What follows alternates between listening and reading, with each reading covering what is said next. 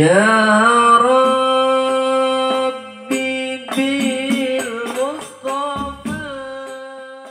Bismillahirrahmanirrahim. Assalamualaikum warahmatullahi wabarakatuh. Hadirin jamaah yang berbahagia, malam hari ini kita teruskan kajian kita tentang beberapa ayat dan kehidupan kita. A'udzubillahi minasyaitonirrajim. Bismillahirrahmanirrahim. Innama amwalukum wa auladukum fitnah ay bala'un wa syughlun anil akhirah id mana'ukum anil hijrah wal jihad. Allah Subhanahu wa ta'ala memberikan kita satu informasi yang amat sangat berharga, di mana Allah jelaskan bahwasanya harta-hartamu dan anak-anak kalian, anak kamu semuanya itu fitnah, ay balaun, adalah cobaan. Harta yang kita miliki maka disebutnya amwal. Kalau malun satu harta, kalau amwal banyak hartanya. Ada rumah, kontrakan, ada apa? Ada villa, ada mobil, motor, itu namanya amwal. Kalau satu namanya mal. Maka ada istilah zakat mal, harta. Harta satu. Kalau banyak hartanya namanya amwal.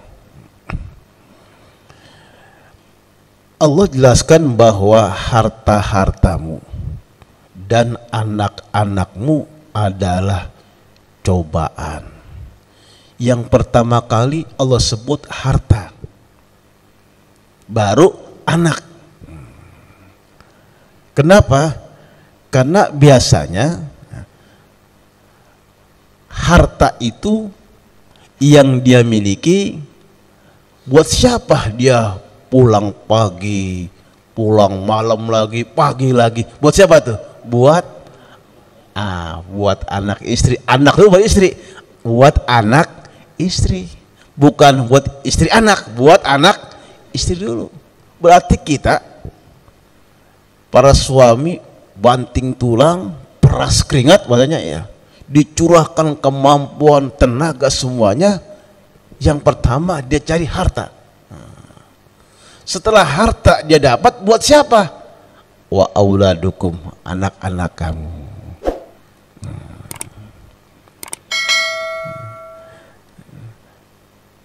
Ada keterkaitan, ada korelasi atau hubungan antara harta dengan anak. Maka di antaranya harta yang paling berharga, mutiara yang paling mahal, orang sebut apa? Anak. Anak itu mutiara yang paling mahal, harta yang paling berharga. Karena ini anak selalu bergandengan dengan harta. Amwal wa aulad, ada hubungannya. Dan orang biasanya ingin dapat harta ya, karena ada tuntutan dari anak. Dan setelah punya anak, orang ingin mencari harta, tertantang untuk membiayai sekolahkan sampai untuk menikahkan anaknya. Ada hubungan, ada korelasi. Wasyuglun, harta dan anak bukan hanya dia cobaan, tapi apa? Membuat kita sibuk. Mas, kenapa belum sempat ngaji? Sibuk, Pak. Nanti barangkali kalau saya sudah nikah, saya mau ngaji. Begitu setelah nikah, Mas kata habis nikah mau ngaji, sibuk. Kenapa? Nanti saja kalau sudah punya anak. Alhamdulillah punya anak. Mas kok belum juga ngaji sudah punya anak? Nanti saja kalau sudah nyunatin. Sudah sunat anaknya, Loh kok belum ngaji mas? Padahal anak sudah sunat. Nanti saja kalau sudah ngawinin. Alhamdulillah sudah ngawinin. Kok belum juga ngaji? Nanti saja kalau sudah punya cucu lagi. Muter-muter. Ternyata di situ apa? Sibuk. Alasannya sibuk. Kenapa belum sempat sholat? Sibuk. Belum sempat ngaji? Sibuk. Harta dan anak itu membuat kamu jadi sibuk.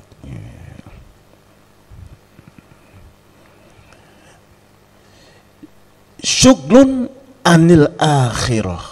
Yang berbahaya kalau sibuknya dari sunnah akhirat. Ini ngaji nih. Ini ngaji kita sibuk urusan akhirat. Kenapa ngaji? Sibuk pak. Urusan akhirat dia bilang sibuk. Tapi hari ini ada kondangan organ tunggal, sibuk nggak? Lompat. Jauh, gerimis, berangkat nggak tuh? Berangkat. Kenapa? Nggak enak, nggak datang di uang diundang.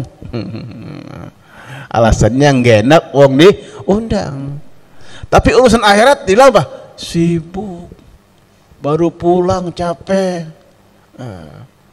Baru istirahat, baru ini. Ini yang Allah katakan, hartamu dan anakmu buat engkau sibuk. Sibuk apa? Sibuk sehingga engkau enggak sempat menuju akhirat.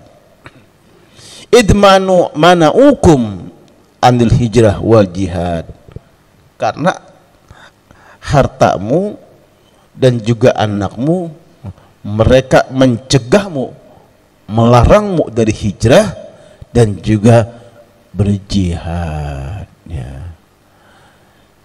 Sejarah mencatat pak, hanya satu orang yang begitu kuat imannya.